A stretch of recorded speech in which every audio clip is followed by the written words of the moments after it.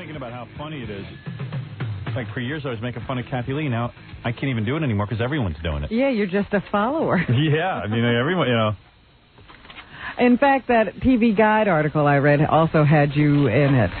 Oh, yeah, I saw that. Something like Kathy Lee or Howard Stern had a field day. Field day. I'm like, was having a bad time. I know. It's funny. Let's see, some guy wrote me a fax that says he was somewhere. Oh, I see where he was. He was at the Emmy Awards at Radio City Music Hall, the Daytime Emmys, and I guess Kathy Lee was there. Well, that doesn't surprise me. They do have a daytime show. Says first they brought down that fat heifer, Rosie O'Donnell. The guy says, is she pregnant? She had an entourage of flunkies with her. Imagine being in Rosie O'Donnell's entourage. Gee, that's got to be pretty sucky. I'm with Rosie O'Donnell. Well, they probably say the same thing about us. I think her head is pregnant, Rosie O'Donnell. You know they call it atopic pregnancy? Head? Yeah, she's going to give birth to another head.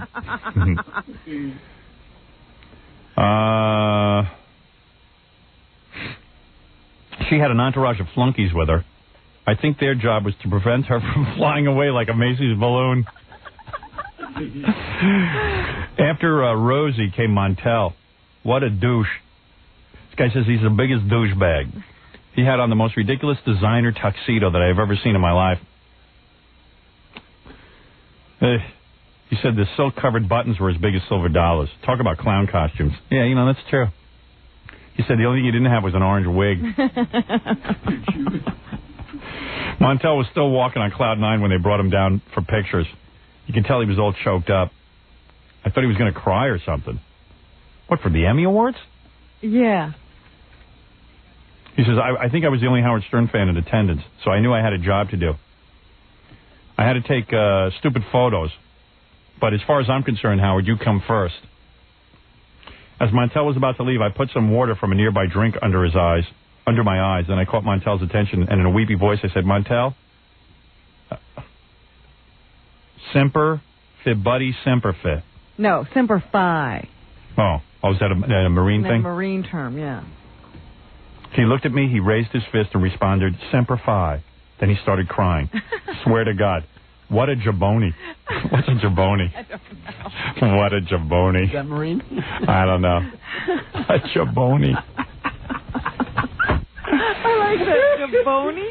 So this guy's a Marine, so he figured he'll do Semper Fi and see what happens when Montel does Semper Fi. I like that he needs to have water under his eyes. Yeah, Semper. Then he says, finally, they got out the old smelly horse blanket and trotted out Kathy Lee for a little walk around the winner's circle. And she didn't even win an Emmy. An enema. You have to love our fans. Oh, man. Well before she could make it out of the gate, I delivered my best line ever. The press had just grown silent in expectation of her arrival. I shouted, hey, Kathy Lee, did you make that schmata yourself, or did you just have Cody and Cassidy sew it? My fellow photographers let out a huge gasp. What a bunch of fat fags. Kathy Lee shrieked like a stuck pig and put her hand over her mouth. Then she ran out of the room. Oh, no. Needless to say, everyone was mad at me for ruining their photo op. Two Neanderthals magically appeared at my sides, grabbed my elbows, and practically carried me out the side door. I must have looked like a cartoon character because my feet barely touched the floor.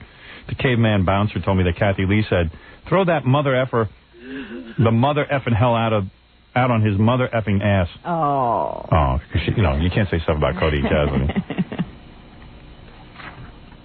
It says, please feel free to call him. We can call him.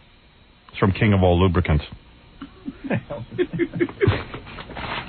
Isn't that funny? That is a wild letter. Jabonis. Jabonis.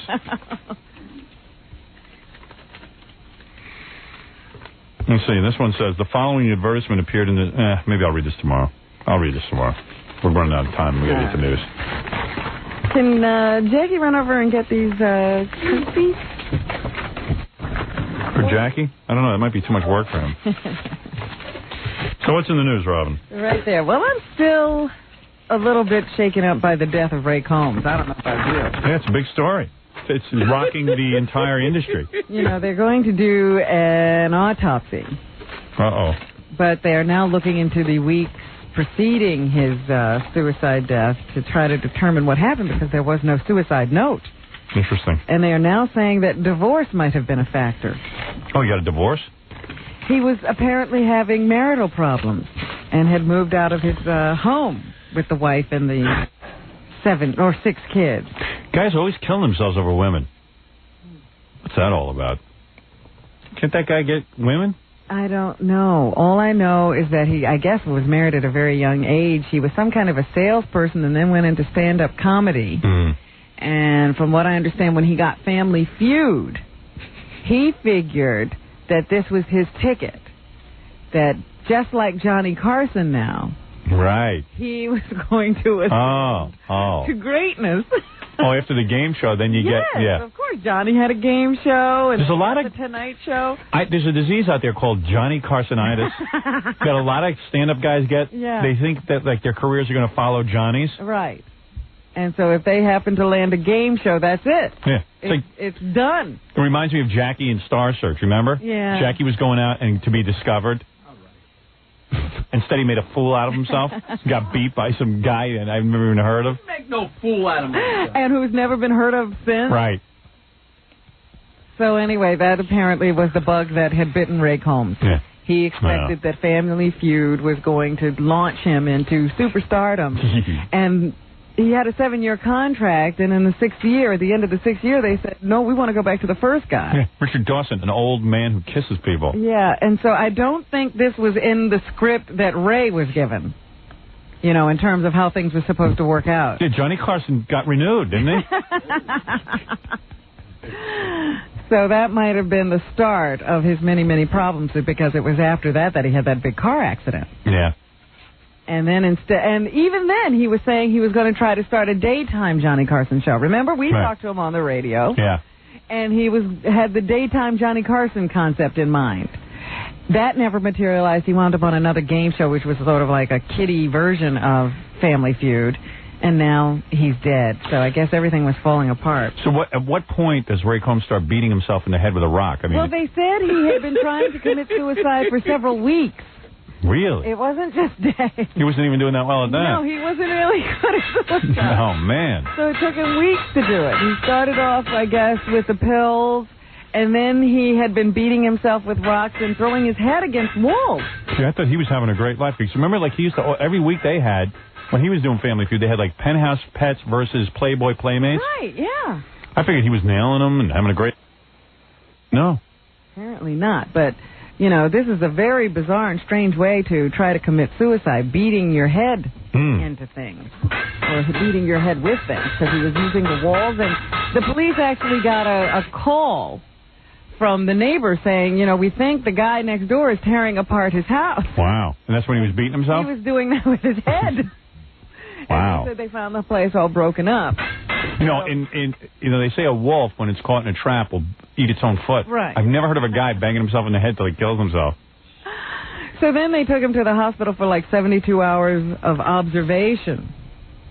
But 14 hours later, he was dead. And now I know that they found him hanging in a closet. So apparently there was a closet in this room they gave him. And he went in there with the sheets and hung himself. Wow. Finally got it right. But just they didn't observe him too close. It's a weird situation. I feel bad. You think he died knowing that All Folked Up changed to Big Orange Marble? I think he killed himself before he knew. What'd you say? I think he killed himself before he knew. Yeah, the flyers came out late. Yeah, he didn't get that flyer. That couldn't save him. Plus, he's out on the coast. All right. So anyway, I do wonder Big Orange Marble. what happened there. I will keep on top of that story. Any more news I find out about Ray Combs, I'll pass on. Please do.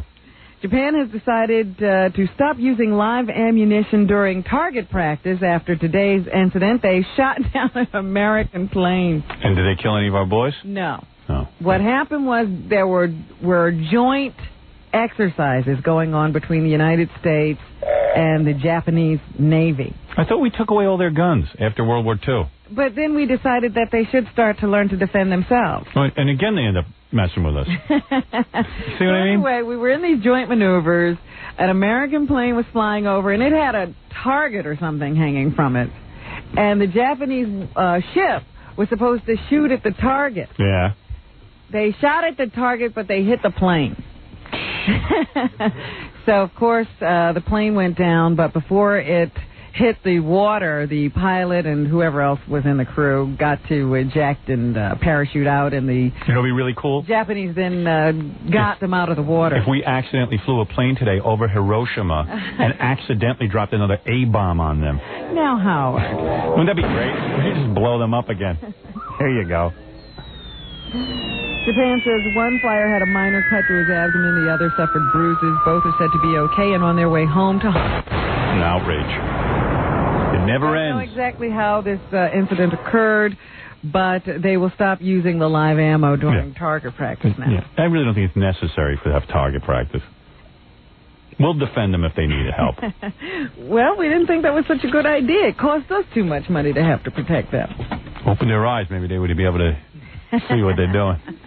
You think it was the little squinty eyes? And they think that, and yeah, you know what? The Japanese are really smart. I don't think that was any accident. You know what I mean? I'd accept it if it was like, I don't know, somebody the could have hit the Czechoslovakian guy's army or arm something. just as he Poland. was about to fire. You never know.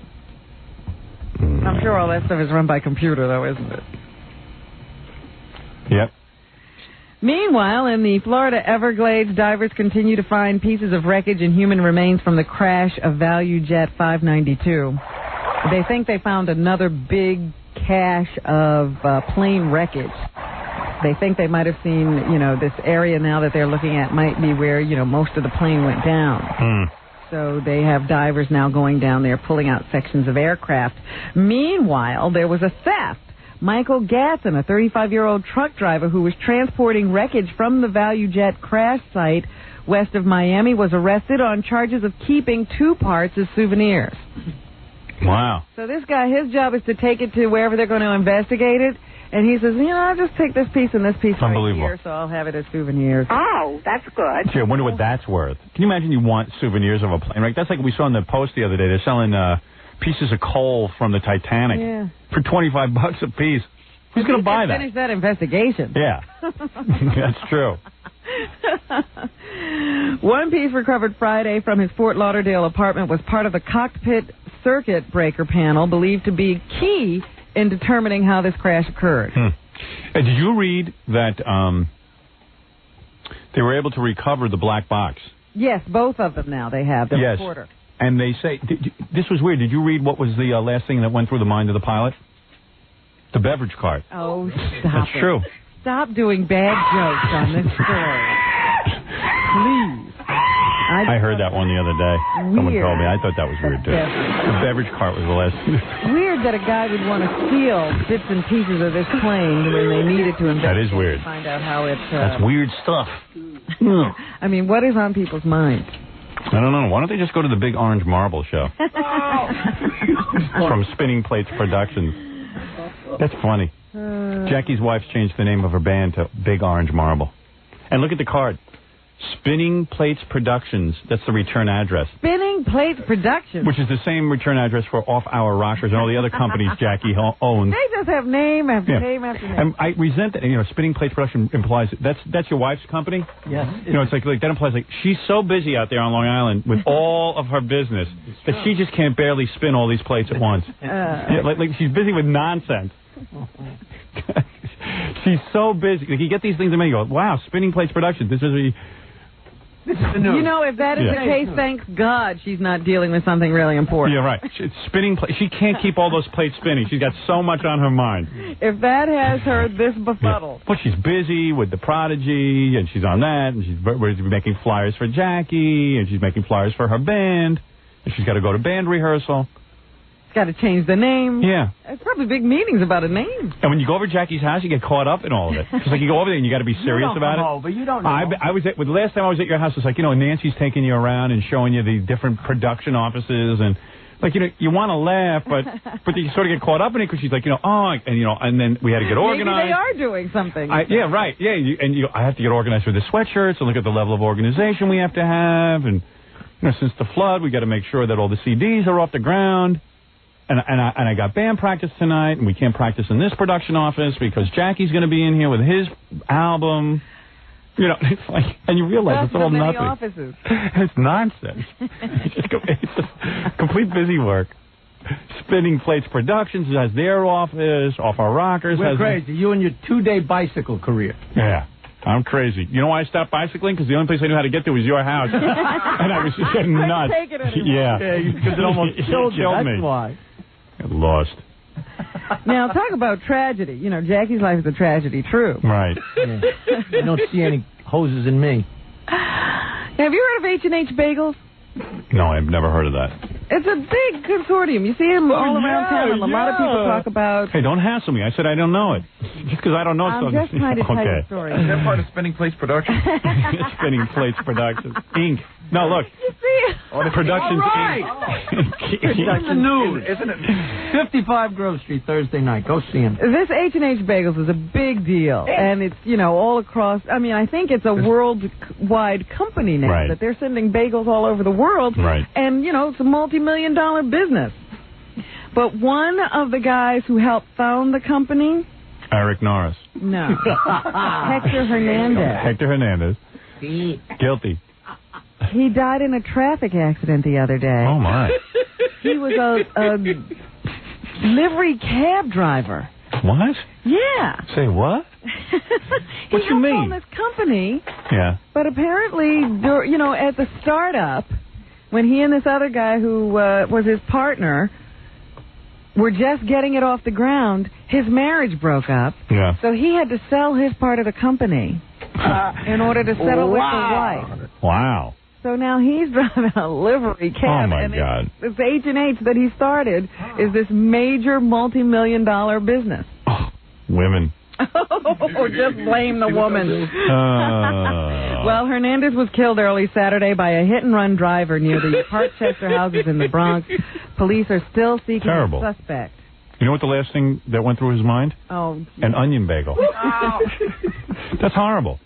And by the way, these cab drivers are not safe out there. It's sick. But that is a sad story. That's what happens to a lot of guys. Like Scott the engineer, with his first wife. He's always telling me, I owned a house, and I was getting myself established. Then we had the divorce, and then I was broke. I was a broken man. that's a sad, sad Do story. you know what that house would have been worth if I was still married? That thing is worth $250,000 today. And I paid $8,000. Would have been like Trump. And now my ex-wife is the head of the Disney Corporation. Right. She took the investment and parlayed it. Dear. Also in the news. Let me take a break and then we'll finish up. All right. All right. I'll come back and tell you about Aaron Moore, an 18-year-old from Tallahassee, Florida, who's going to spend the rest of his life in prison. How's that? Yes. Right after this. You're listening to The Howard Stern Show. 97.1 The Eagle. We're back with The Howard Stern Show. Here's Howard. I'm looking at naked pictures in Playboy of Jenny McCarthy, that chick from Singled Out. Oh, yeah. See, she's upset that they're putting out a new video of her. She's upset. She should be happy someone's noticing her. Well, according to her management, that's not the path she wants to take at this time. So you're saying that these pictures aren't something recent that she posed for? I don't think so. Oh, they're old pictures? Mm-hmm. I see. So now she's like a big star. She's on MTV. They don't make any money over there. I was talking to Cronin because he's the producer of that show. Yeah. The guy who used to write for me on Channel 9 show. Mm-hmm. He can't make any money doing that. I think she sees bigger things for herself. Yeah. Yeah, what? A movie? And now she doesn't want to be... I love girls who are like naked, and then all of a sudden... They do it to get the attention. Yeah, and then all of a And sudden... the like, attention happens to be naked attention. yeah, because... People want to see them naked. Because all she is good. I mean, she's got a really annoying personality. I told Cronin this. I said, I mean, she's just annoying. She's sickeningly trying to be like like a regular friendly girl. But you know she's probably some stuck-up bitch. It's an act she's not pulling off. Maybe when she posed in Playboy, she didn't know she was naked. Maybe they tricked her. Well, She's it's the gorgeous. Sharon Stone syndrome. And like she's wacky, and like here she is doing a split on the Conan O'Brien show, but the reason people are digging her is because she's a Playboy playmate, and she's got gigantic breasts and the flattest stomach I've ever seen on a girl. And she's naked, and she's gorgeous. And all you want to do is have sex with her. And then throw her out of the moving car. Well, Which is annoying. It's the Sharon Stone syndrome where, you know, a woman becomes very famous for crossing and uncrossing her legs, and now she wants to do art films. Yeah. And she's on MTV Singled Out, and she's really smelling stardom. Well, It's like the Jon Stewart she's syndrome. gone legit. Jon Stewart had a talk show on MTV, and he actually started to believe that, like, wow, I'm really famous, I'm popular, and then they put him on regular TV, and it bombed. Well, do you know, I was going to, you know, it's funny you should bring up his name. Yeah. Because Letterman has just signed him to do a show after Tom Snyder's show. Really? Yeah. Jon Stewart. Yeah. And he did wrangle a clause into the contract that says if something should happen to Tom Snyder... Which could happen any day. Slot. He gets that slot, I see. He held out until he got I see. What are they going to call the show? Sunrise Semester? I mean, what after Tom Snyder? Isn't he on at 1:30 in the morning? Wow. Cronin's job is to, you know, because what that whole show is dating game. Yes. You know. It's a big dating game. But Cronin's big job is to pick out Jenny McCarthy's outfits. No. Yeah, he gets to go down and consult. He's a writer. What's he going to write? What is there to write on that show? And MTV doesn't pay anyone because they know they don't have to. And Jenny McCarthy isn't getting paid much. And so now she's upset with the being in Playboy video? Yeah, I have been reading that she's not very happy. Apparently, she's not going to make any money off of it. I would be upset, too. Oh, yeah. Well, why did she sign away all the rights? Well, you know, that was early on. Yeah. Who knew this was going to happen? Yeah, and who knew all this big fame was going to happen? Like, she's big and famous now. What is she going to be in? A movie where she takes her clothes off? Or no, she'll keep her clothes on. Everyone will rush to see that. These women just don't. And then whoever advises them is afraid to give them real advice and say, listen, you dumb bimbo. You're a bimbo. And I know you think you're smart, and I know you think you have talent, but you don't. You look great in a bikini. And in your movie, you should spread your legs. Well, how do you say that to people, Howard? But you got to be honest with them. You're famous because you're good looking. You're not talented. You're annoying. Super good looking, annoying chicks. I'm going to argue with you. You know you'd be just like those guys. You get in front of a beautiful woman, you forget what to say to. Yeah. She's a multifaceted talent. You want to say anything you think she'll like to hear. She's the next Jim Carrey. She's the next Jim Carrey. There's no question. She's going to be making $20 million a film. She's an incredible... She's displayed all of that on Singled Out. When she runs around with the microphone and says, what do you think? I don't want to be naked anymore. You don't want to be naked anymore. What else would you be? It's like when Baba Booey, got famous from this show, and they asked him to go make personal appearances, and he stands there. People say, well, why don't you do something? He goes, I don't do anything. At least he knows he doesn't do anything. She's starting to believe that she does something. What would she do? What is she going to be, in a film? Doing what? You're asking me. I didn't say this. I'm just telling you what she said. I'm getting pissed. Can't you Don't yell at me about it. Call her. I mean, why do people suddenly... I got it. Right. Get her on the phone. All right. Get Gary. No. Book that woman. She won't come on the show because she's too big a star. She's way too big. Well, this is a big show. Yeah. We get big stars. She thinks there's a difference between her and Puck from the real world. Puck is 20 times more talented. Yeah, Puck's interesting. On. He's interesting, and he's not a bad-looking guy. Jenny McCarthy's good-looking, but a bore. There's like a lot of chicks who are really super good-looking like that, and they figure their angle is going to be they have lots of personality. Like, remember what's her name that used to come in here from MTV? Oh, yes, Kari. Kari. Like, she was going to be super personality plus. Yeah. But meanwhile, in fact, was just putting up with you. Yeah.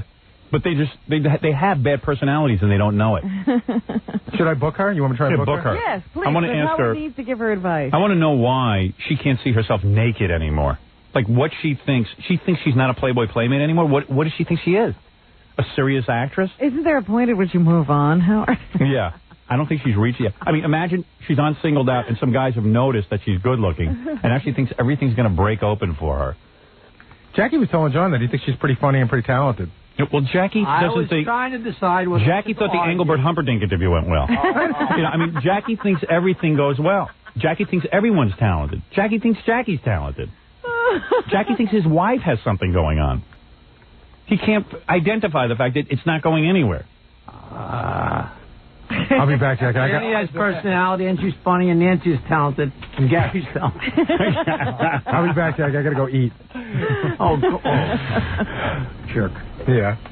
So let's get her on. Why don't you book her? She's good.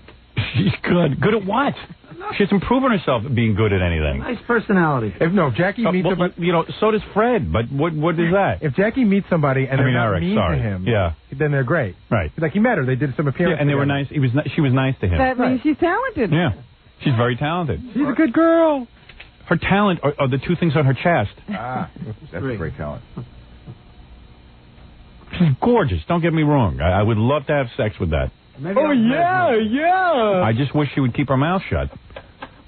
I see her on MTV. You want to vomit from the personality plus that she's exuding. I don't watch the show. It's a stupid show. No, I watch it because Cronin's on, Well, I didn't know he worked on it. Now I'll have to watch it to see what he's writing. Listen, You'll see that his writing didn't get any better. There's one reason to watch that show. Well, two reasons. Her and when they get a guy in there and there's like 100 really good-looking women. Yeah, but lately there aren't even good-looking women on I know. It's all ugly girls. They're making them wear too many clothes, too. Yeah. And Jenny's like, talking more. Right, she's a wise ass now. Yeah. Get out of here. Yeah, get out of here, girlfriend. Right. Geez, you know way too much about that show, I think. Yeah, because I have to watch her because she's good looking. Can't turn away. I'd like to be getting some dates on that show. Christ's sake. Give me a date. Let me date one of these whores. You're so angry because you'd like to date her. That's what they ought to do, just pack the show with whores. Why not? To really get a date. Well, I'm telling you, the best shows they did is they took it down when MTV does everything from Florida, and all the girls were just in bathing suits. Yeah. Naked. And they have those stupid dance contests with the girls who can, they wear those bathing suits that are the two strips. I love that. And Well, they that I try like. to dance. But those girls aren't deluding themselves. Jenny McCarthy's thinking that she's got some kind I wish I wasn't in Playboy. Who do you think you're going to be? God damn, you're stupid. God damn it. Howard, you're not making it any easier to book her. She's a centerfold, not a rocket scientist.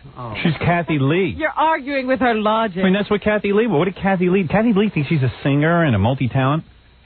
She's a vomit. A Renaissance woman. Yeah, a Renaissance woman. She thinks there's nothing she can do wrong. She's a vomit. You want to puke from her personality. Good-looking girls who think they have personality. I love it. And have no clue that they're annoying. Put her in a car accident, then listen to her personality for the first time. Put a bag over her entire body and let people judge her personality. People would run from the room. Oh, God. I don't know what got you on this. Kooks. Wait till she's 60 years old. We'll see if anyone's attracted to her personality. What set you off? What? What set you off like this? All right, what else is in the news, Robin? Whew. I forget after that tirade. By the way, I have good news for you, Howard. What's that? Tomorrow's guest canceled. Oh, good. Who's that? Fidel Castro's daughter. Oh.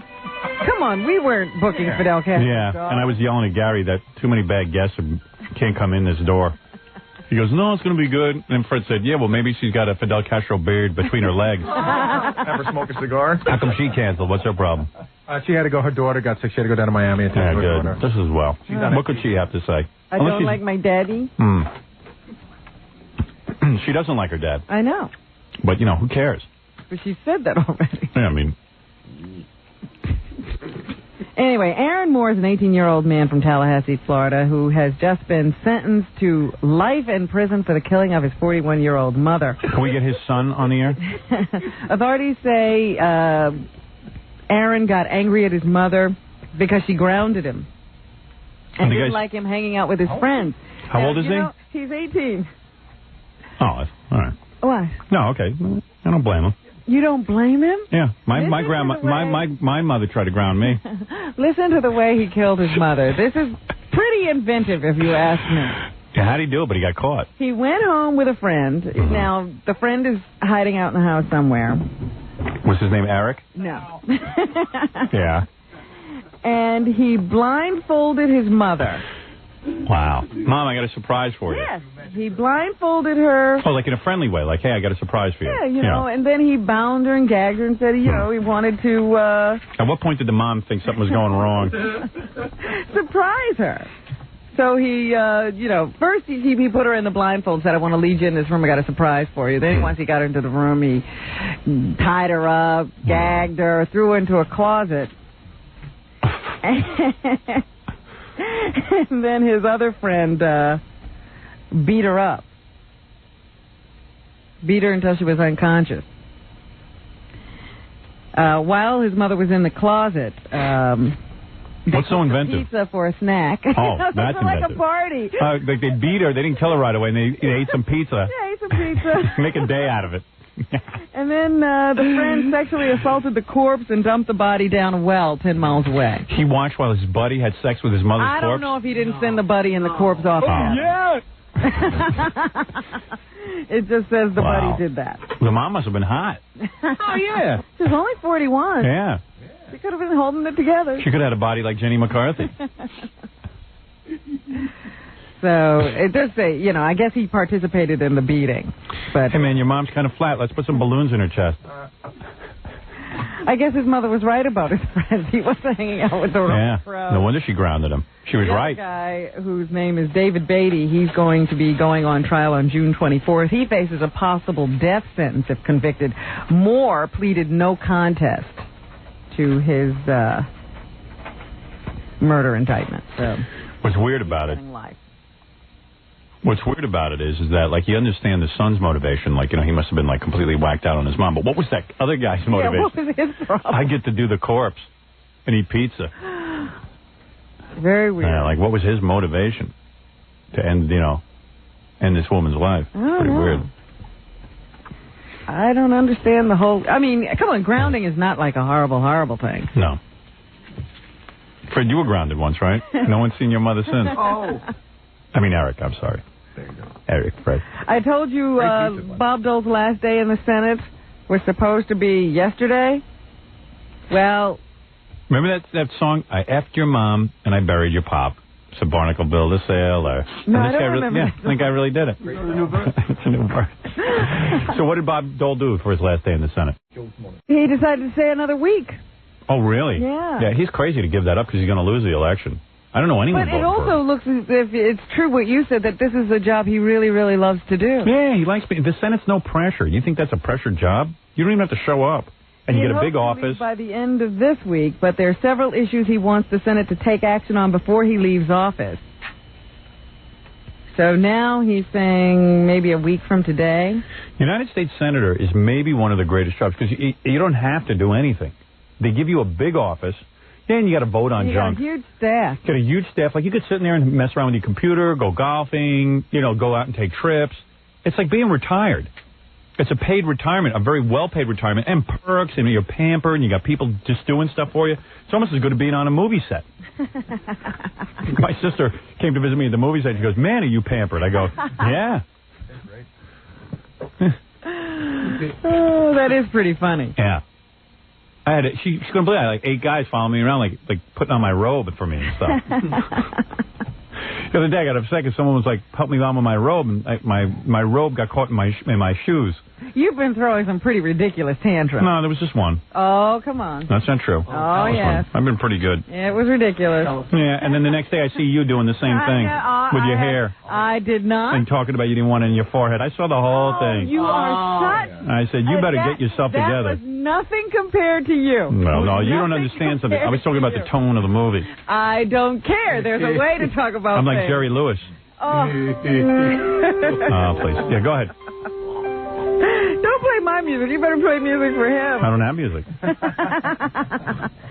Here's something that ought to frighten you. Tackling urban migration to the world's big cities. That's the subject of a United Nations conference in Istanbul, Turkey.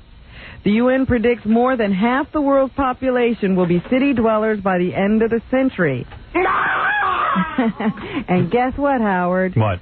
The largest growth in cities is happening in South America and in Africa. And they say that once the people get to the cities in those countries and find out that things are still bad, guess where they're going to want to come? The United States. That's right. Here's But we better close down our borders. U.S. Housing Secretary Henry Cisneros. We are making such a mistake in this country, I can't begin to tell you. The type of immigrants that are coming here are not... Just play. All right. Yeah. This is a very tough world, almost a Blade Runner kind of out-of-control scenario. Huh? What does that mean? He's predicting for us. Yeah. We're going to have a third world country pretty soon. Because nobody's assimilating properly. It's not like the old days. Assimilating properly? Yeah. There's no time to assimilate. Nobody's learning the language. Nobody cares. We're in big trouble. This country's doomed. Assimilate like that these days. It's very complicated over here. Yeah, evidently. The Freemen are in their 72nd day of a standoff with the FBI. So yesterday the FBI turned off their electricity, and they started flying the helicopters over. So this is one of those things where now they're going to make them a little bit more uncomfortable. It's apparent that they do have their own generator there. Yeah, oh yeah. They're having a party over there, having pizza and everything. Oh, yeah.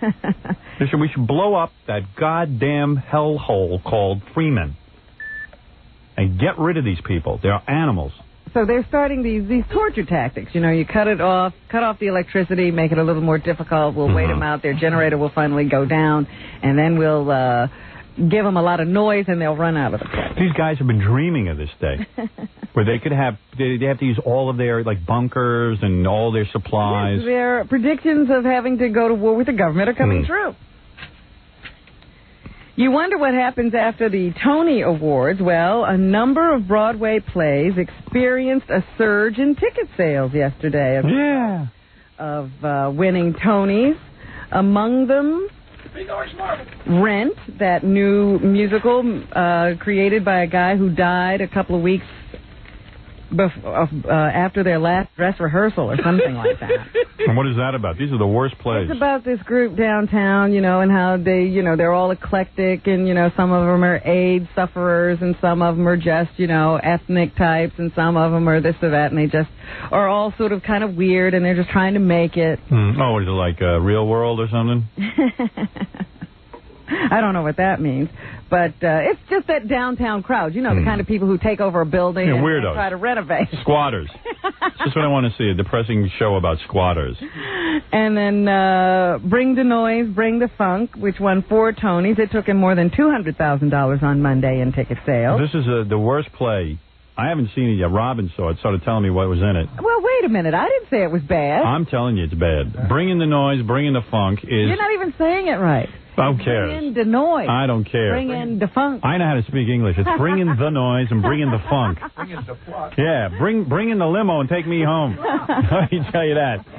This is a play where it is a black cast, and they tap dance to all the horrible things white people have done to them.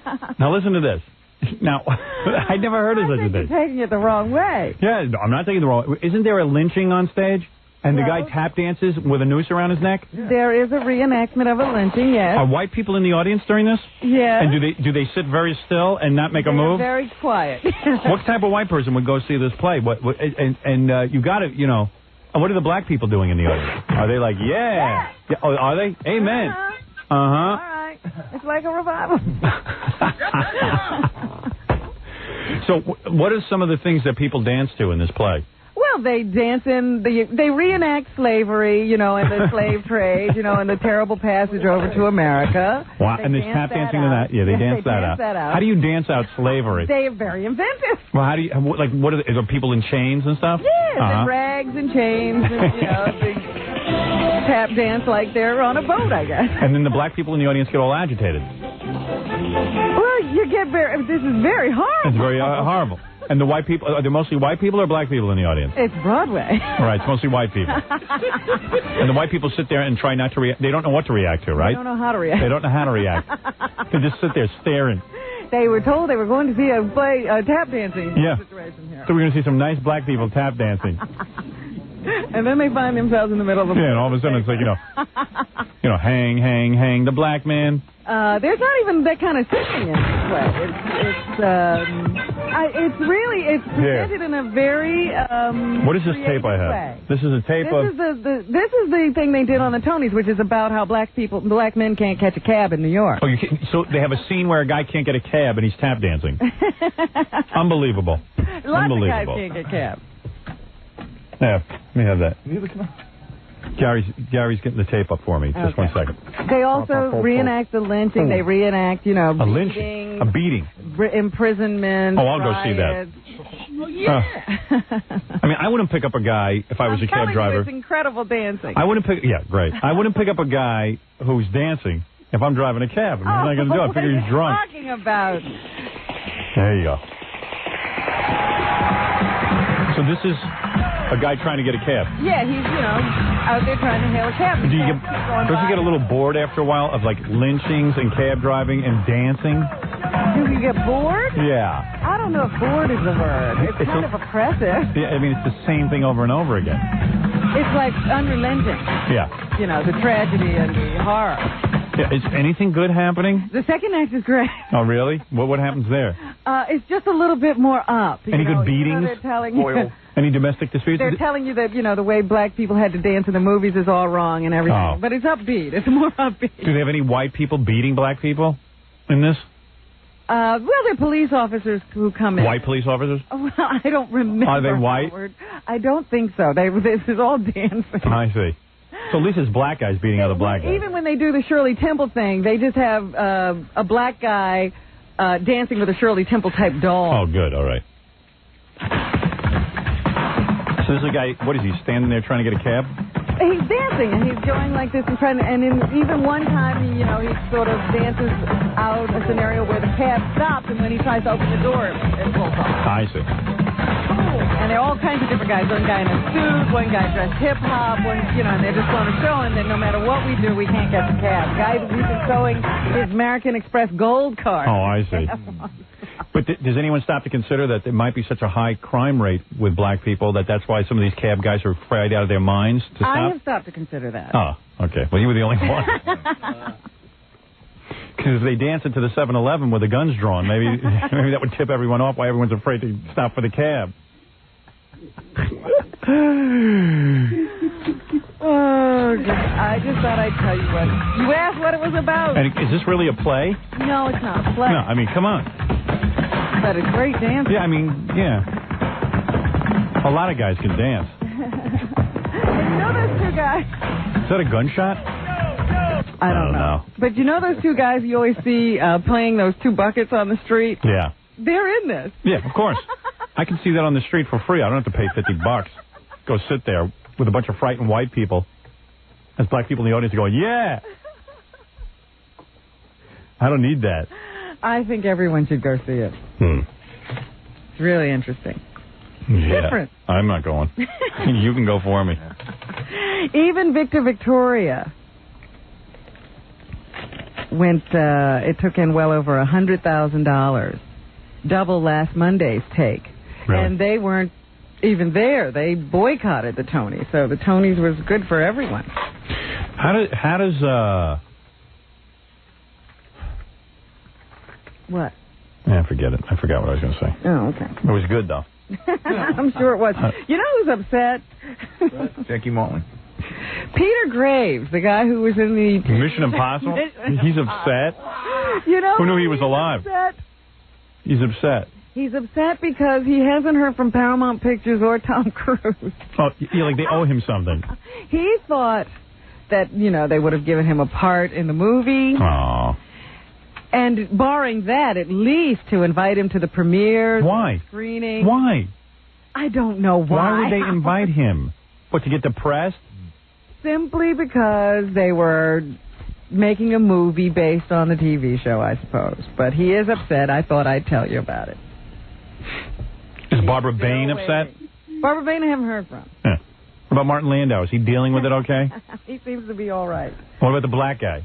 What's his name? The black guy. Morris. Something Morris. Gregory Morris. Gregory Morris. He's fine, I guess. He's dealing with it. Yeah. He's trying to get a cab. He would have been there.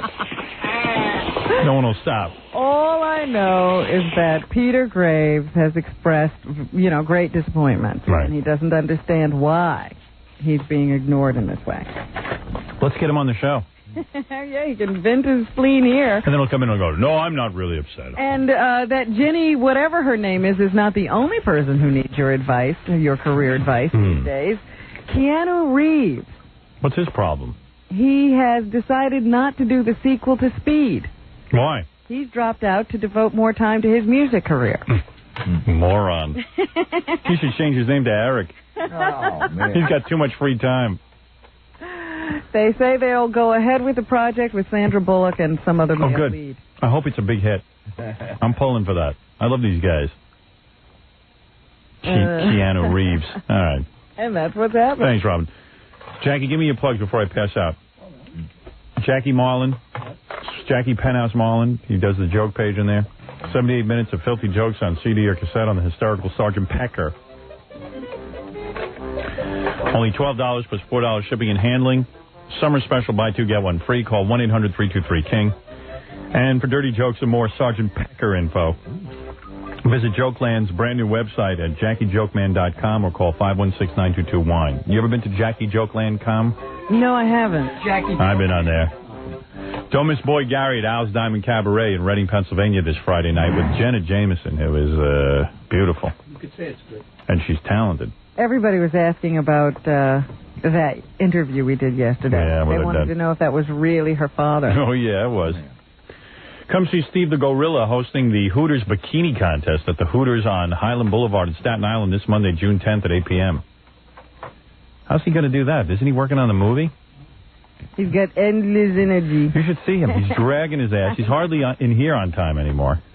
Always grumpy because he's overtired. Yeah, he doesn't know how to get to bed. If you're planning on what... I'm doing the Hooters on Monday, and I'm doing the film, and I'm doing the radio show. I'm overworked. And most of his jobs, he just stands around and watches other people perform. You're lucky you get to go home. If you're planning a wedding or party and you need a DJ, call Scott the Engineer's Rocket Entertainment at 718-BAG-5040. And we'll see you tomorrow.